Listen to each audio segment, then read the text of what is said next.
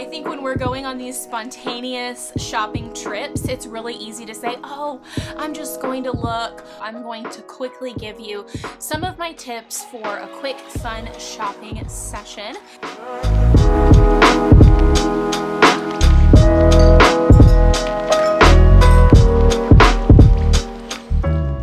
Hello.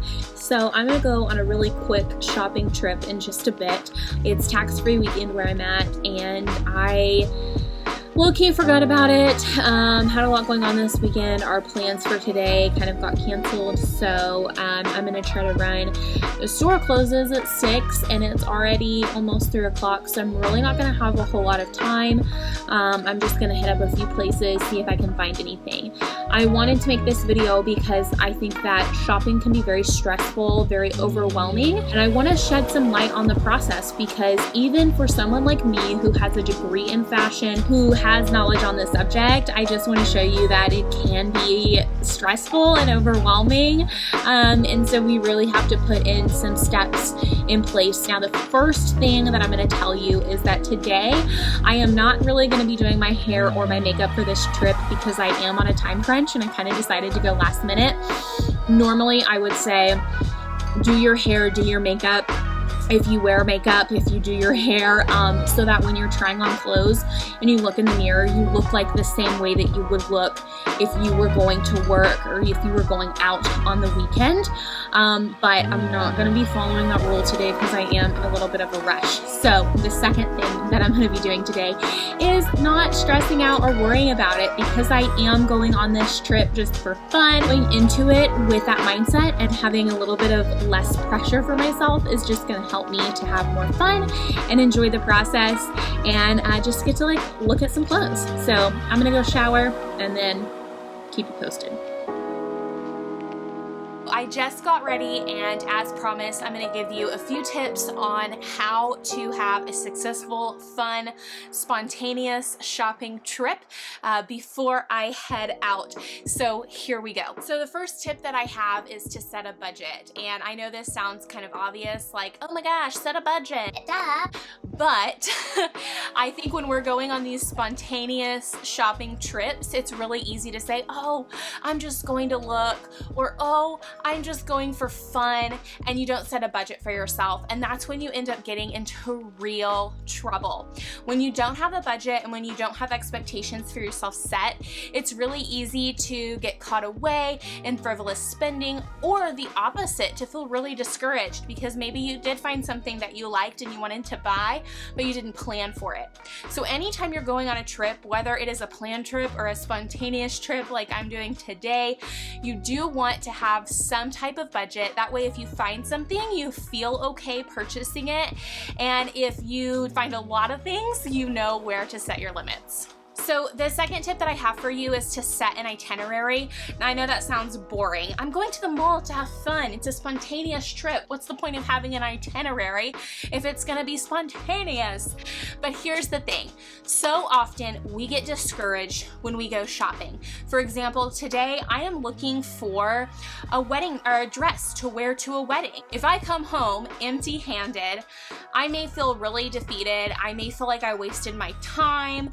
I may feel really frustrated. Oh, I'm never gonna find anything.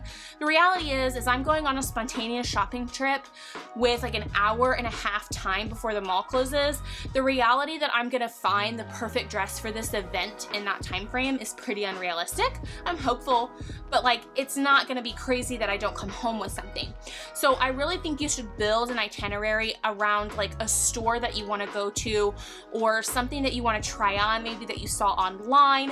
Maybe you're wanting to go to a specific store and try on some clothes so that you know what size you wear, so you can order stuff online.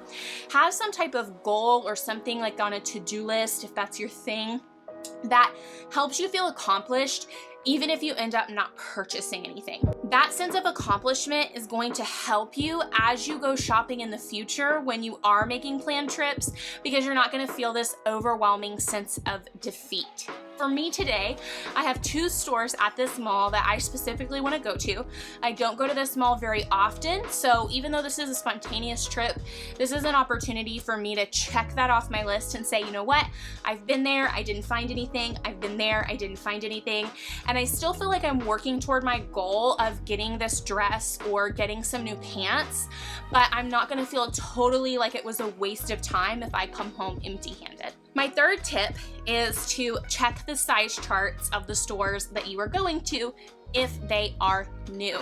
A lot of us have experienced body changes in the last several months, and you will continue to experience body changes throughout your life. So the first thing that you want to do is know your current measurements or your size at the store that you're going to. If you're going to a store that you haven't shopped at in a while or you've never shopped at, go online and look at their size chart. In my other videos, I've talked about how size charts are really helpful when shopping online, but that can also be applied to shopping in store, and it can also help you kind of gather the right sizes to take to the dressing room. It's also a great way for you to kind of experiment what size you might wear in a specific store. Although every item fits slightly different and there's tons of variables that go into it, if you look at the size chart and you feel like you're kind of in between 2 sizes, going to the store in person is a great opportunity to try stuff on and figure out what size you are. That's another thing that you could put on your itinerary list that'll help you feel more successful in your shopping, even though you don't walk away with anything. My last tip for you is to always remember your vibe board. If you have been following me for any amount of time, you know that I talk about a vibe board or a style board or a mood board, whatever you want to call it, that really embodies your personal style and your wardrobe. The thing about this is great for spontaneous shopping is that when you're kind of just going for fun, for kicks and giggles, maybe you're not looking for specific items, it can be really easy to get distracted and overwhelmed. So having that vibe board either on your phone with you when you go or just looking over it really quickly before you go shopping can be super helpful. It can kind of get you in the framework of, you know what, I'm not necessarily looking for a specific thing today, I'm just gonna have fun. But as I'm browsing around and looking at these items, does this fit the vibe that I'm wanting to go for in my wardrobe? If you're curious about a vibe board and what that is, you can always go to my website at thestylewarden.com to learn more. I'm gonna head out and I will keep you posted on what I find. Okay, I just walked in the door and I feel like I did pretty good. I got a few things from Express and H&M. I will try them on for you. I didn't find a dress for the wedding, but that's okay. I did find a few other things though that I actually was in need of, and I stayed like really below my budget, which I'm really proud of. So that means I can kind of allocate that money towards something else later on this month if I need to buy some more things, but let's try it on. Okay, here we are with some of the stuff that I got at H&M first. So I got these ribbed little biker shorts, super cute. I primarily got these just for wearing around the house because I just needed some more comfy things to wear. They're super comfy. Now this is like a $10 pant from H&M, so I didn't have like high expectations, but obviously with anything that's kind of like lower end or thin that's also tight, you know, it doesn't like necessarily hold things in. It's thin, right? But I'm primarily going to be wearing these like around the house or just for quick errands. But I could also see it being really cute, you know, with some little tennies and maybe like a little blazer or jacket over it just for a quick errand. But super comfy. That's really all I was looking for. Okay, so today we do have a special feature cat. This is Felix. There he is. Hi, Felix. He is in our videos today. So I'm just kind of layering this stuff on because I didn't try this stuff on in the fitting room. I didn't want to mess with it, which I guess kind of defeated the purpose of going in person. I don't know.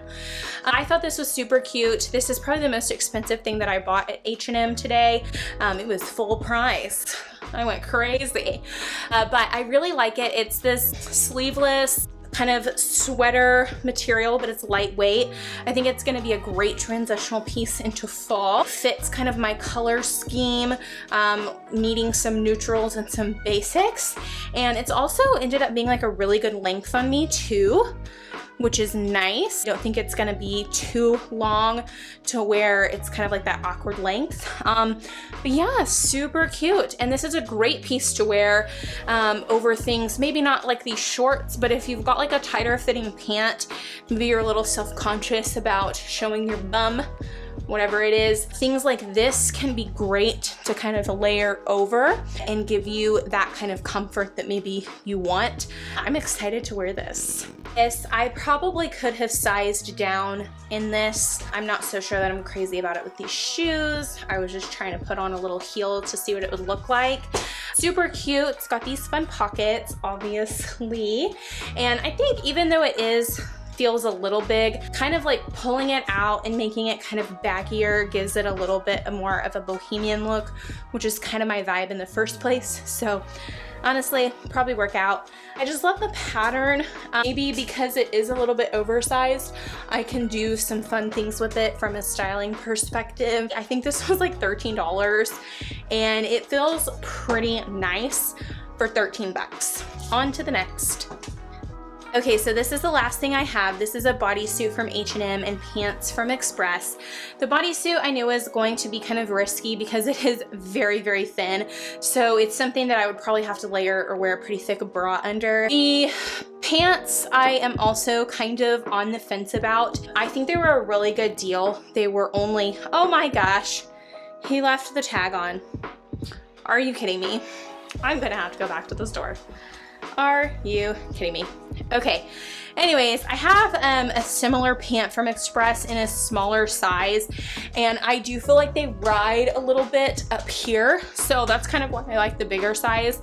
The nice thing about this one is because it has the drawstring, I can tighten it up a bit, which will help them not feel as baggy. Again, probably not something I would pair with these shoes particularly. I would pair these pants probably with a bodysuit. Maybe not just this one, but it looks like I'm gonna have to go back either way because of that tag. I hope you enjoyed this video. I hope my tips are helpful for you on your next spontaneous shopping trip. Be sure to follow me and subscribe so that you can get updates on when the next videos come out so that I can help you build a wardrobe where you feel more confident and less overwhelmed. Until next time.